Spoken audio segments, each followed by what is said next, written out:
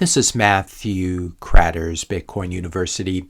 Today I want to talk about Bitcoin Core 30 malware being released this Friday. As we heard from Mike Schmidt at Brink, I see some folks expecting version 30 to be released today. Not a bad assumption since October 3rd was the target date, but he then goes on to say the current target date release is now October 10th, which would put us this coming Friday. As I wrote in this post, I hope and pray that Bitcoin Core does the right thing and waits at least 6 months before releasing Core 30. This is still a highly contentious update, and the debate is just getting started. Big changes like this should not be rushed.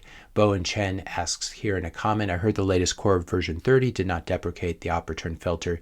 Did we win, or at least partially? What he's referring to here is Mike Schmidt submitted a PR to Bitcoin Core to remove the deprecation option for data carrier and data carrier size. This was just merged into master by Antoine. So what this means is the ability to configure op-return data limits, data carrier size, has not been marked for removal in the next few software updates. That's what deprecated would have meant. But the bad news is the default mempool setting for op-return spam in Bitcoin Core will still be 100,000 bytes, up from just 80 bytes right now. And this is really one of the largest unforced errors ever committed by a team of devs. It makes sense, even if you don't know anything about computer science, to realize that changing the default setting from 80 bytes to 100,000 bytes is not really the smartest thing to do and could cause a host of unknowns. So here's where we are today. Bitcoin Core is pushing through a highly contentious and dangerous node software update that's coming Friday in the face of widespread community pushback. This is a dangerous update that will force node runners who run it to relay large op-return transactions that will inevitably contain CSAM, exactly as happened to BSV, which is a failed fork of Bitcoin, exactly as happened to BSV when it did the same thing, the exact same thing, to op-return in 2018. So Bitcoin Core devs haven't really studied their history here. This CSAM will then be held in serialized format in plain text for unconfirmed transactions held in your computer's RAM when you're running a Bitcoin Core 30 node.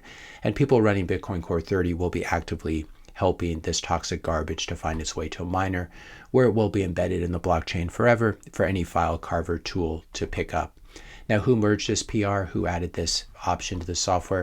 It was a young and inexperienced core dev, as we've been talking about, a young core dev who apparently rose in the Bitcoin Core ranks so quickly because she was the girlfriend of one of Brink's co-founders, namely John Newberry. And Brink is a large funder of Bitcoin Core devs.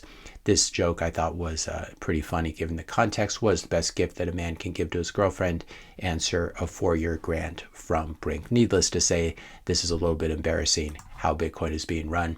That same core dev was involved in changing the documentation to cover up a major bug in Taproot.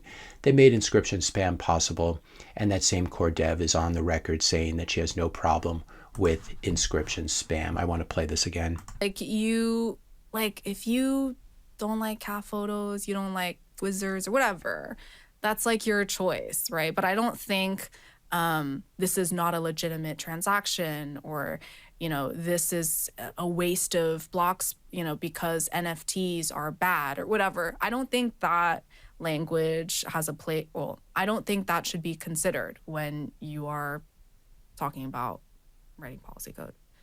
That's exactly the sort of postmodern nihilism that you expect from a graduate from UC Berkeley. I talk more about Gloria and the nepotism going on at Bitcoin Core in this video, which I'll link to in the description notes below. It's called Bitcoin Core Nepotism and Commit Access. As Arthur points out here, since 2023, under Gloria's watch and the current core maintainers under their watch since 2023, the Bitcoin blockchain has grown 125 gigabytes in spam data transactions and only 25 gigabytes in native transactions, and this is a real problem if this happens on your watch. And now what do we have? We have two of the biggest names in Bitcoin advocating for a DOS attack on Bitcoin NOTs node runners. They say if you don't like Bitcoin Core software, go run something else. But then when you go run Bitcoin NOTs, they tell you how bad of a person Luke is. They try to DDoS you, and they advocate for it, as Peter Todd is doing here, and even Adam Back saying you should go try to DDoS or DOS attack Bitcoin knots nodes. And as I wrote here, could Atom have fallen any lower? And then we have Ben the Carman making a joke here saying Filter Boy is not making Bitcoin miner jokes, shows they're deeply unserious about their cause. This pun on underage, obviously we're referring to the CSAM thing and Bitcoin miners. And as I responded, the only real response is I'm going to guess that you don't have kids, because this just blows my mind how a lot of these people think. As Ava Chow, previously Andrew Chow, pointed out, this was back in December 2023, if it is controversial, in other words, if a Bitcoin Core software update is controversial, then we don't touch it. If it is controversial, then someone else thinks that not merging it is critical for the longevity of the network. The default state is the status quo. If you want to make a change, you must convince everyone that it is a good idea. This is how Bitcoin Core used to be run. It's obviously not how it's being run now, because this software update, Core 30, is being pushed out in the face of widespread opposition, and it is highly controversial. And so this is why I'm urging Bitcoin Core devs, and especially the lead maintainers, and especially the people who fund them, to really put a stop to this before it comes out on Friday. So yeah, we're not really in a good place right now. The only thing that gives me hope at this point is Bitcoiners continuing to flee Core in droves and running Bitcoin knots nodes instead. CoinDance has Bitcoin knots hovering at around 21% of the network, which is definitely a memeable number. And we have seen Bitcoin knots, the latest version, the September 3rd version, rising all the way to the top at various points, even exceeding the number of nodes running Bitcoin Core 29.1 and Bitcoin Core 28.1. If we check in right now live, they're very much neck and neck with where the latest version of knots is almost at the same level as the latest version of Bitcoin Core. So I'm really hoping that people will either continue running Bitcoin Core 29.1 or whatever they're running, and will not upgrade to Bitcoin Core 30, or they will move to knots. If you want to learn how to run a Bitcoin knots node and help to support the network, I'll put a link to all these free resources in the description notes below. You can run Bitcoin knots on your laptop or desktop. The best way to run it, I think, is to get a personal server. You either build one or buy one from Start9.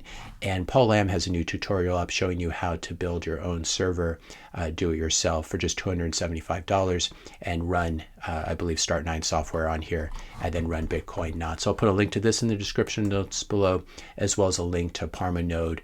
You can run Bitcoin knots on a laptop here or on a Parman knots server, and I'll put a link to his description here about Parmanodal laptops. So there are many different ways to do this. There are many ways to support small channels like Paul Lam's. Be sure, if you watch this video, to subscribe and share it with other people, and ways to support small businesses, Bitcoiners running small businesses like Parman is with Parman node. Again, all these resources will be in the description notes below. It's very, very important to run a Bitcoin node if you want to be a self-sovereign Bitcoiner. And if you don't want to get into serious trouble having bad things on your computer, you really should be running Bitcoin knots nodes, so you're not circulating CSAM and spreading it to other nodes like Bitcoin Core 30 nodes are going to be doing. If you enjoyed this video, be sure to hit the subscribe and like buttons. Hit the notification bell if you want to be notified when I publish my next video. And let me know your questions and comments in the comment section below. Thanks a lot for watching, and I'll see you in the next video.